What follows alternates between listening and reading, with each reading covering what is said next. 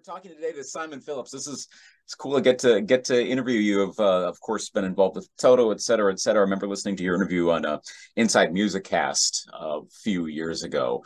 It was really insightful. And this is an awesome album. It is Sherinian Phillips Live. Came out a week ago today. The first live performance, as I understand, like literally this was the first live performance of all, like where you could really go through all the music you've done with Derek Sherinian over 2 decades plus. This was the first one. This was the very first show. Yeah. So what about this particular date? So this was a year and 3 days ago from when we're recording on September 1st. Why then? Why at the Grape? What was it about that? And this is going to two-part question. Did you plan to record this? Was it we'll see how this goes and we'll record it? How did everything come together? Well, okay. So Derek and I had never had the opportunity to perform any of the music that we've recorded for the last 21 years. He was asked to appear at a festival or a concert in Yerevan, Armenia, called the Starmus Concert or the Starmus Festival. And it's astrophysicists and musicians. And Brian May is the big patron. And Derek thought, well, he's going to go over there with his band, Sons of Apollo, but he also wanted to do something else. And he said, look, we could play an acoustic set with the trio, which is piano, bass, and drums, because we had done a couple of songs on the last couple of albums, which were purely trio songs. And he said, or we could put a band together and play our music. And I said, I think that would be fantastic. So we started planning it. And I said, well, Derek, we're going to need some rehearsals. We're going to need rehearsals for the acoustic set, and we're going to need rehearsals for the electric set. And the logistics involved in that with the piano and then set up with organ and synths and guitar and drums. And then I said to him, we really should do a warm-up gig because we don't have a lot of time to put this together. And I've always believed that one show is worth about a week's worth of rehearsal because you have to perform. And it's the best way of sorting out how the music is working out. So I found this place very near here to where I live in Ventura. It's a jazz club, which I played at a few times. And it's big enough to accommodate the band. And I said, why don't we just go there? It's quiet. It's kind of out of the way of LA Central, I wouldn't want to play there, without first playing with the band. And they have recording facilities there, very simply. And I said, let's record it. I said, let's do 2 sets, exactly the same, not too long. And we then have 2 shows to choose from. And he said, let's give it a go. And I said, maybe we'll get an album out of it. Maybe we won't. And that's how it happened. As simple as that. And it all worked and it sounds great. And that's always a thing when a tour starts or a run starts, you always wonder how many kinks need to be worked out early on, because it's literally the first time you're going to be on there. So what I always find fascinating with performers on stage, they know the particulars of what might not quite be right or what had to be altered, where the audience might be like, yeah, that was awesome, but they don't necessarily know. You would know. So was there anything in either of those shows where you went, oh man, we got to work on this, but that the audience might be like, well, that was pretty cool? Yeah, well, always, or any time you do a live recording, there's certain things one has to do. I've mixed quite a few live recordings, so I don't mind. I'll just listen to it and I'll edit between 2 shows, and that's what I did. I listened to let's say the first show of the Vortex, and then I'll go to the next one and listen to that one. I go, okay, I like the first bit of this. We make a mistake here. Let's check it out here. Oh, okay, that's good. And then I basically get an EDL, an edit list together. And I listen to the tempos and I go, yeah, they're pretty comparable. I mean, they're not exactly the same, but if you edit in the right places, this stuff kind of smooths itself out, And it's all in the art of editing, really, which I think is so important. It's important for movies. It's important for classical recording. I mean, you listen to a classical record, it's never played as you hear it. It's all done in sections, in movements, and they're edited together, and they are amazing editors. They can read music. They have the score in front of them, and they'll edit between different takes and put together the best. And then the conductor and the producer will come and listen to it, go, yeah, that sounds great, and they're really good at what they do, so you can't tell. So it's the same kind of thing. And I would take this section, that section, and then there's our track. Now let's figure out what needs to be done. If there's a little bit of fixing here and there, I can do a certain amount of it just by copying, pasting. If everything is recorded well and isolated enough, then you can do it. It works. Yeah. So for essentially, I mean, kind of a warm-up gig, but at the same time, it's a potential live album as well. What kind of audience do you expect for this, knowing that while you are working out, making sure it's going to sound good live for the show coming up the next month, at the same time, this is being recorded for posterity, and you want to have a good sounding audience? They're going to be a friendly audience. Of course, they know what they're getting and they want to see you and finally see you live. But how much building up of the audience was there in anticipation in the lead up to the actual show? From our perspective, not very much. I mean, luckily they turned up. But obviously, as soon as we play, I think we played 2 songs. I'd go out and grab a microphone and say hello to the audience, introduce the band, and I'll tell them that we're recording. So make sure if you don't like what you did on this show, come back the next show and do it again. Take 2, and hopefully that brings some people to come back. But yeah, you should always let them know. They'll make more noise. What is the response you've heard from fans of the music? Obviously, going decades worth of music all combined and throughout the set list. What feedback have you noticed in the week now since this has come out? I think a lot of the reviews have been fantastic, actually. There's always, you can't please everybody. And there was a couple of funny reviews. I was like, oh, okay, well, fine. I mean, you can't win them all. It's just the way it is. But most of them have been fantastic. I mean, very encouraging, and really they love the sound of the record. They love the band. So I think it's pretty good considering. So knowing that this goes back to as far back as 2001, you have 01 material, 09 material, stuff from Vortex, so recent stuff. It's all over. How did you choose this set list to make the cut for these 9 songs, and then of course the drum solo on there? I think we concentrated mainly on the last 2 albums because they were more recent, basically. We also picked songs that would work well with the people we have in the group as well. I think that's important. It's important. Like, for example, we would choose songs that Bumblefoot played on the record, for example. It's a little awkward when someone else plays, like let's say Steve Lukather or Joe Bonamassa. It's kind of putting a lot of pressure on Bumblefoot. And stylistically, maybe it's not what he would really prefer to do. He's going to be much more comfortable playing the parts that he played on the record.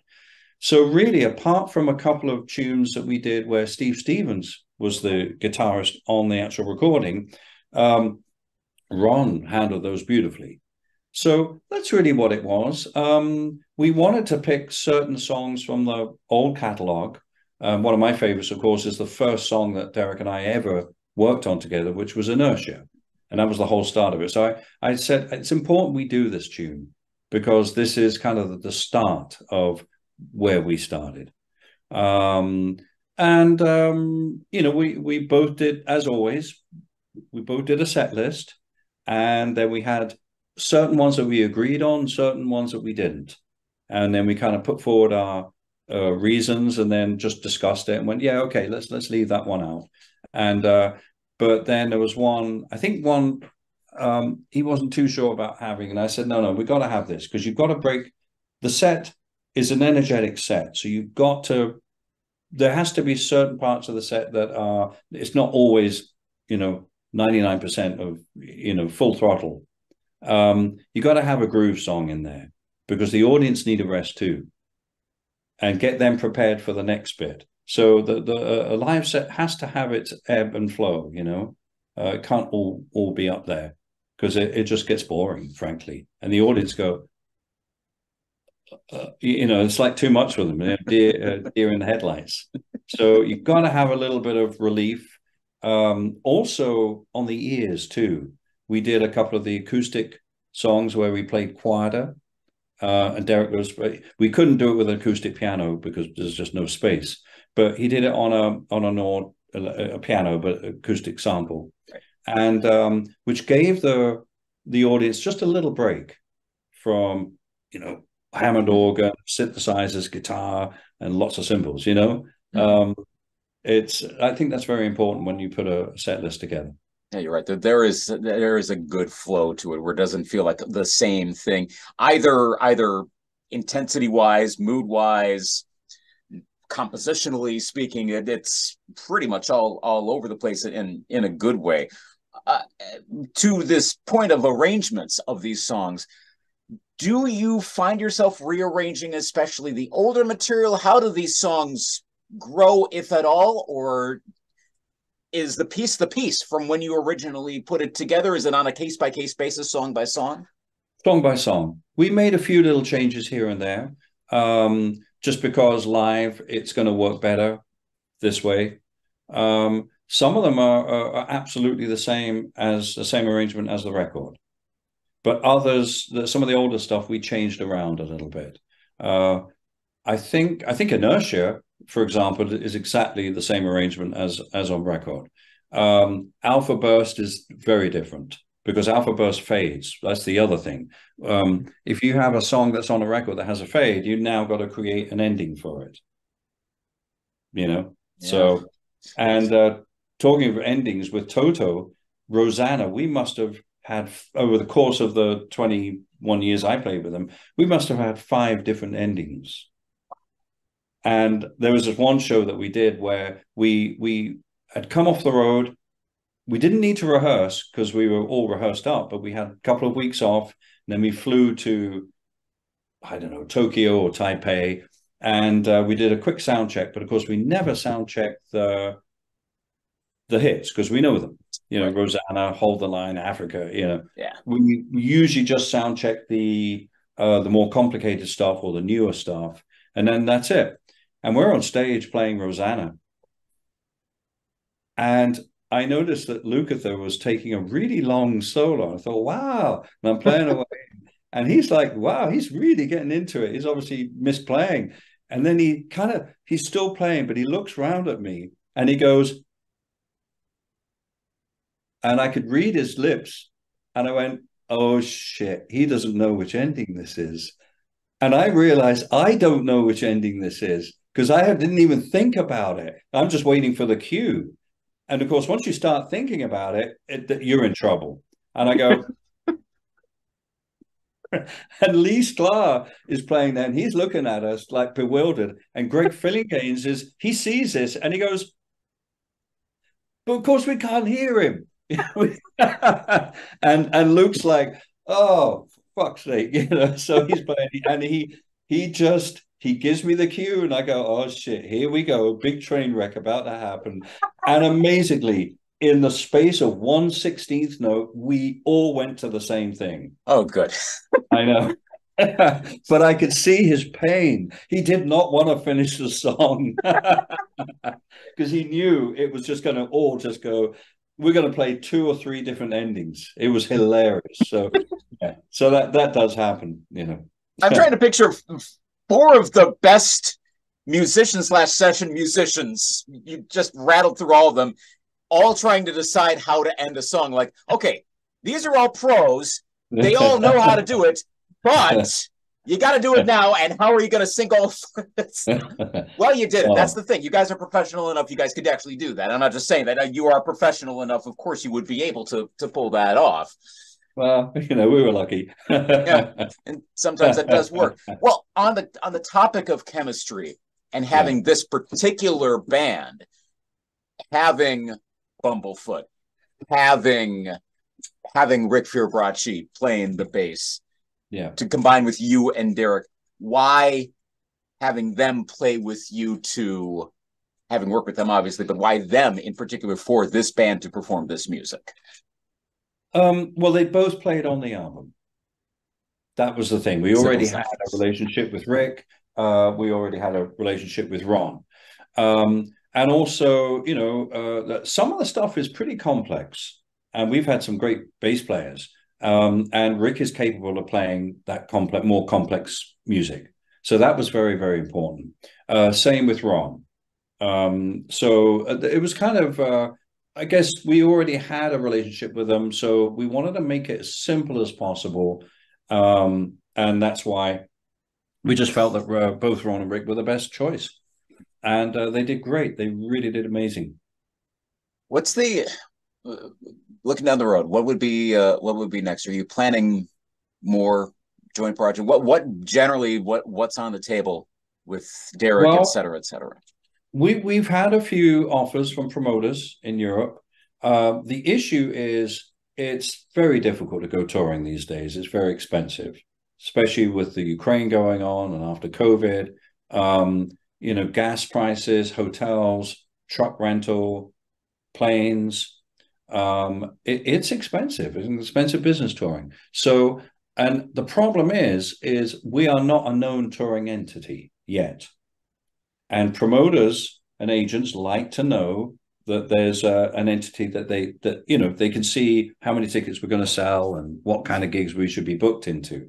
So it's a little bit tricky, but at some point you've got to make that splash in the ocean, as it were, and prove a point to say, look, we can pull an audience in, but it's got to be right, and it's got to be the right timing, and obviously we have to have the budget to do it as well. That's obviously very important. So until that happens, we probably won't do it like we did in the last 21 years. But I think now we've actually played live and we've got a format. I think it's quite likely we could do something maybe next year. Good. I've been meaning to ask what is the essence of working with Derek? What's the sort of chemistry? How can you quantify it for as the person who actually works with him that an outsider would not be able to know? The most important thing is our writing chemistry. For some reason, we just get on great when we write music. It's a very interesting mix of music because Derek is very proggy, and I'm more probably jazzy. So the mixture of the music when it comes together makes it very unique, I think. And even after a gap of quite a few years, when he called me in 2018, said, look, I'm going to do a solo record. I think it's time. Fancy doing some writing? And I said, absolutely. And I was curious to see whether we still had it. And of course, he came out and played me a couple of things. I went, oh, that's good. Let's work on that. And it was incredible. It was right back to how we were. So we just have a great chemistry. And so that's the reason really to do this is that we've got I think some pretty unique music. And great chemistry, and we enjoy the hang too, which is really important. Yes, for sure. Before I let you go, are you doing any compositional stuff on your own? What are you up to creatively? What's musically happening with you right now on your own? Right now, I'm in the middle of a couple of productions, actually. In fact, I just got back from Switzerland recording for the new Darwin record. So I'm very involved with that. Right now, I'm actually mixing some of the Starmus Festival. I've already done quite a few. Now I've come back, I'm resuming that. And I think I've got 2 albums that I need to mix, and I've got 2 albums I need to record drums for. So I haven't had a lot of time to do any compositional work from my own project, but I'm not ready to write for it anyway. Protocol came out, but of course it came out during COVID, and we weren't really able to promote it. So we're still promoting Not this year, but next year we're going to be still promoting that record. So I do have a live record from the band from an earlier tour in the can. I haven't even had a chance to listen to it yet. And sometimes it's actually better to get away from it, let some time pass, then listen to the tracks fresh. You go, oh wow, it wasn't so bad after all, you know. Mm-hmm. Because you get so close to it when you're playing live. You know, that's happened so many times. I listen to recordings of a gig and I go, oh, you know, oh, not so good. And then you let some time pass and you go, oh wow, you just have a different perspective, and that's very important. So I have that to listen to and pick songs and mix them. So plenty to do before writing new material. That is honestly, that's an envious position to be in. All the stuff you're doing there, mixing and recording, and it's pretty cool to. Sounds like it's pretty cool to be you right now. And you also have that new release now that anyone else can listen to. Yeah. Sherinian Phillips Live. That's the name of it. Came out 1 week ago today. Anyone listening to this, well, hopefully you've probably already listened to, and if not, go listen to it. Simon, thanks for taking some time to chat today. This was fun. Thanks for doing all you do, and we'll look forward to a lot of stuff coming in the future. Great. Wonderful. Thank you very much. Lovely. Great. You're welcome. Take care. Bye-bye. Okay. Bye-bye. Thanks.